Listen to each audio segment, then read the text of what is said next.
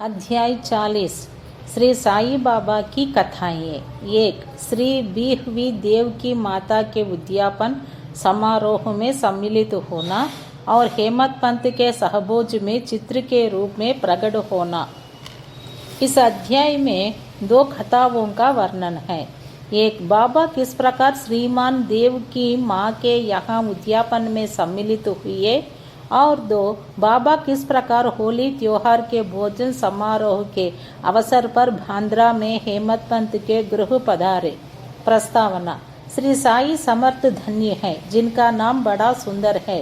वे सांसारिक और आध्यात्मिक दोनों ही विषयों में अपने भक्तों को उपदेश देते हैं और भक्तों को अपना जीवन ध्येय प्राप्त करने में सहायता प्रदान कर उन्हें अपनी शक्ति प्रदान करते हैं।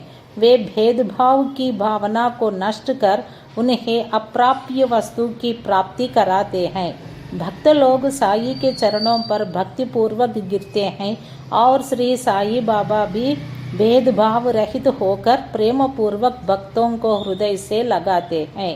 वे भक्तगण में ऐसे सम्मिलित हो जाते हैं जैसे वर्षा ऋतु में जल नदियों से मिलता तथा उन्हें अपनी शक्ति और मान देता है। श्रीमती देव का उद्यापन उत्सव।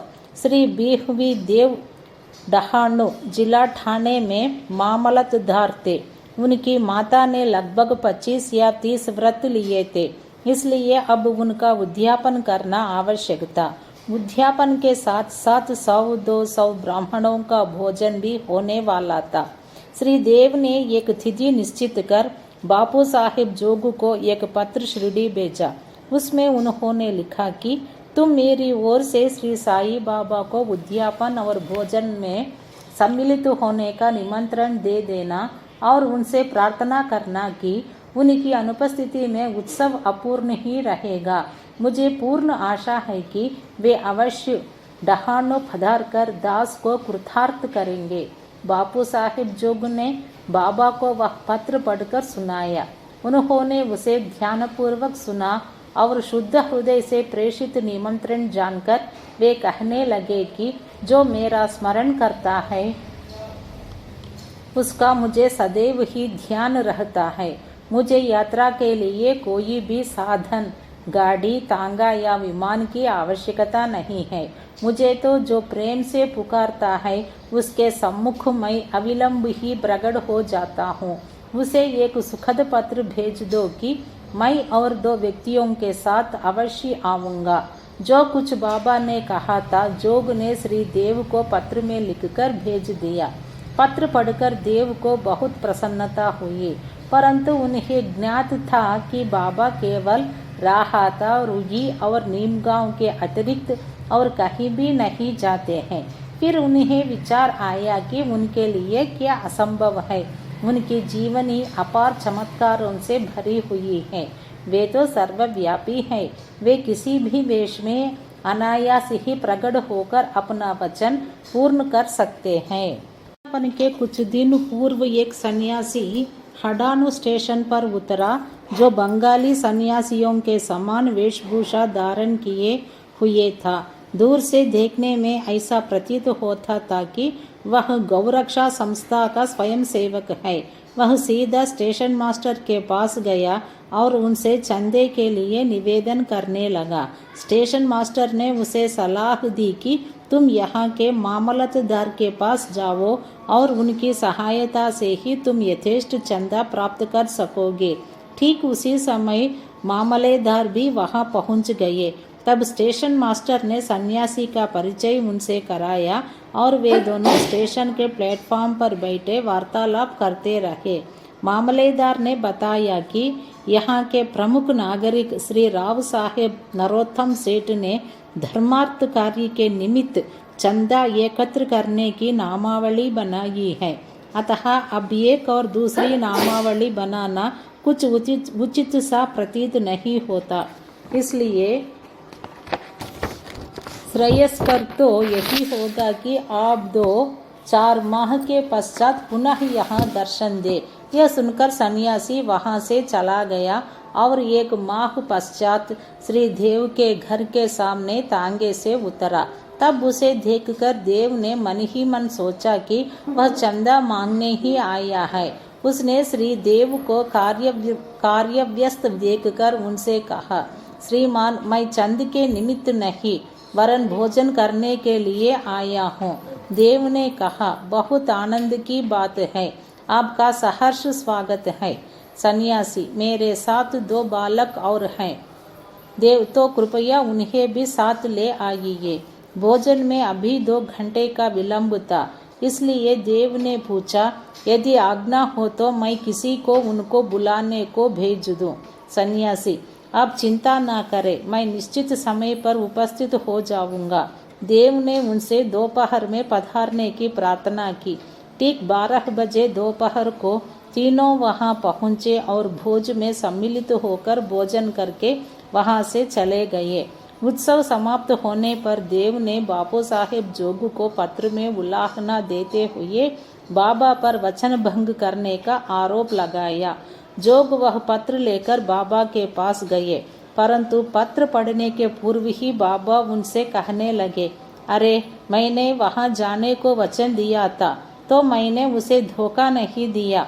उसे सूचित करो कि मैं अन्य 2 व्यक्तियों के साथ भोजन में उपस्थित था, परंतु जब वह मुझे पहचान ही न सका तब निमंत्रण देने का कष्ट क्यों उठाया था। उसे लिखो कि उसने सोचा होगा कि वह सन्यासी चंदा मांगने आया है, परंतु क्या मैंने उसका संदेह दूर नहीं कर दिया था कि 2 अन्य व्यक्तियों के साथ मैं भोजन के लिए आऊँगा, और क्या वे त्रिमूर्तियाँ ठीक समय पर भोजन में सम्मिलित नहीं हुई। देखो, मैं अपना वचन पूर्ण करने के लिए अपना सर्वस्व निछावर कर दूंगा, मेरे शब्द कभी असत्य न निकलेंगे। इस उत्तर से जोग के हृदय में बहुत प्रसन्नता हुई और उन्होंने पूर्ण उत्तर लिखकर देव को भेज दिया। जब देव ने उत्तर पढ़ा तो उनकी आंखों से अश्रुधाराएं प्रवाहित होने लगी। उन्हें अपने आप पर बड़ा क्रोध आ रहा था कि मैंने व्यर्थ ही बाबा पर दोषारोपण किया। वे आश्चर्यचकित से हो गए कि किस तरह मैंने सन्यासी की पूर्व यात्रा से धोखा खाया, जो कि चंदा मांगने आया था, और सन्यासी के शब्दों का अर्थ भी न समझ पाया कि अन्य 2 व्यक्तियों के साथ मैं भोजन पर आऊँगा। इस कथा से विदित होता है कि जब भक्त अनन्य भाव से सद्गुरु की शरण में आता है, तभी उसे अनुभव होने लगता है कि उसके सब धार्मिक कृत्य उत्तम प्रकार से चलते हैं और निर्विघ्न समाप्त होते हैं। हेमंत पंत का होली त्योहार पर सहभोज। अब हम एक दूसरी कथा लें, जिसमें बतलाया गया है कि बाबा ने किस प्रकार चित्र रूप में प्रकट होकर अपने भक्तों की इच्छा पूर्ण की। सन 1918 में होली पूर्णिमा के दिन हेमंत पंत को एक स्वप्न हुआ।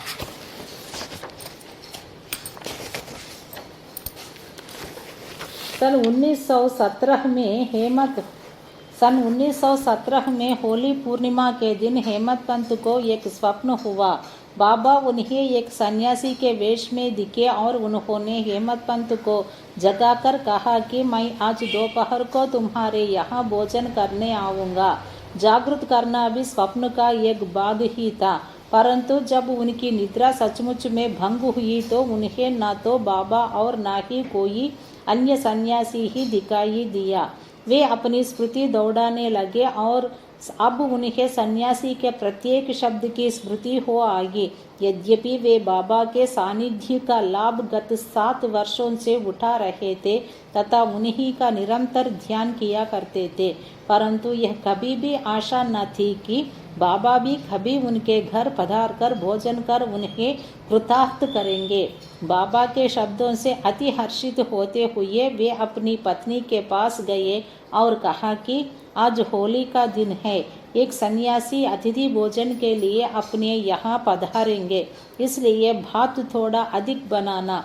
उनकी पत्नी ने अतिथि के संबंध में पूछताछ की। प्रत्युत्तर में हेमंत पंत ने बात गुप्त न रखकर स्वप्न का वृत्तांत सत्य बतला दिया। तब वे संदेह पूर्वक पूछने लगी कि क्या यह भी कभी संभव है कि वे शिरडी के उत्तम भोजन त्याग कर इतनी दूर बांद्रा में अपना रूखा सूखा भोजन करने को पधारेंगे। हेमंत पंत ने विश्वास दिलाया कि उनके लिए क्या असंभव है। हो सकता है वे स्वयं न आए और कोई अन्य स्वरूप धारण कर यहाँ पधारे। इस कारण थोड़ा अधिक भात बनाने में हानि ही क्या है। इसके उपरांत भोजन की तैयारियां प्रारंभ हो गई। होली का पूजन प्रारंभ हो गया और पत्तले बिछाकर उनके चारों ओर रंगोली डाल दी गई। 2 पंक्तियां बनाई गई और बीच में अतिथि के लिए स्थान छोड़ दिया गया। घर के सभी कुटुंबी पुत्र नाती लड़कियां दामाद इत्यादि ने अपना अपना स्थान ग्रहण कर लिया और भोजन परोसना भी प्रारंभ हो गया। जब भोजन परोसा जा रहा था तो प्रत्येक व्यक्ति उस अज्ञात अतिथि की उत्सुकता पूर्वक राह देख रहा था। जब मध्याह्न भी हो गया और कोई भी न आया तब द्वार बंद कर सांकल चढ़ा दी गई। अन्न शुद्धि के लिए घृत वितरण हुआ जो कि भोजन प्रारंभ करने का संकेत है। वैश्वदेव अग्नि को औपचारिक आहुति देकर श्री कृष्ण को नैवेद्य अर्पण किया गया। फिर सभी लोग जैसे ही भोजन प्रारंभ करने वाले थे कि इतनी में सीढ़ी पर किसी की आहट स्पष्ट आने लगी। हेमंत पंत ने शीघ्र उठकर सांकल खोली और 2 व्यक्तियों, एक अली मोहम्मद और 2 मौलाना इस्मू मुजावर को द्वार पर खड़े हुए पाया। इन लोगों ने जब देखा कि भोजन परोसा जा चुका है और केवल प्रारंभ करना ही शेष है तो उन्होंने विनीत भाव में कहा कि आपको बड़ी असुविधा हुई, इसके लिए हम क्षमा प्रार्थी हैं। आप अपनी थाली जोड़कर दौड़े आए हैं तथा अन्य लोग भी आपकी प्रतीक्षा में हैं, इसलिए आप अपनी यह संपदा संभालिए। इससे संबंधित आश्चर्यजनक घटना किसी अन्य सुविधाजनक अवसर पर सुनाएंगे। ऐसा कहकर उन्होंने पुराने समाचार पत्रों में लिपटा हुआ एक पैकेट निकालकर उसे खोलकर मेज पर रख दिया। कागज के आवरण को ज्यों ही हेमंत पंत ने हटाया तो उन्हें बाबा का एक बड़ा सुंदर चित्र देखकर महान आश्चर्य हुआ। बाबा का चित्र देखकर वे द्रवित हो गए। उनके नेत्रों से आंसुओं की धारा प्रवाहित होने लगी और उनके समूचे शरीर में रोमांच हो आया। उनका मस्तक बाबा के श्री चरणों पर झुक गया। वे सोचने लगे कि बाबा ने इस लीला के रूप में ही मुझे आशीर्वाद दिया है। कौतूहलवश उन्होंने अली मोहम्मद से प्रश्न किया कि बाबा का यह मनोहर चित्र आपको कहाँ से प्राप्त हुआ। उन्होंने बताया कि मैंने इसे एक दुकान से खरीदा था। इसका पूर्ण विवरण मैं किसी अन्य समय के लिए शेष रखता हूँ। कृपया आप अब भोजन कीजिए क्योंकि सभी आपकी ही प्रतीक्षा कर रहे हैं। हेमंत पंत ने उसे धन्यवाद देकर नमस्कार किया और भोजन गृह में आकर अतिथि के स्थान पर चित्र को मध्य में रखा तथा विधि पूर्वक नैवेद्य अर्पण किया।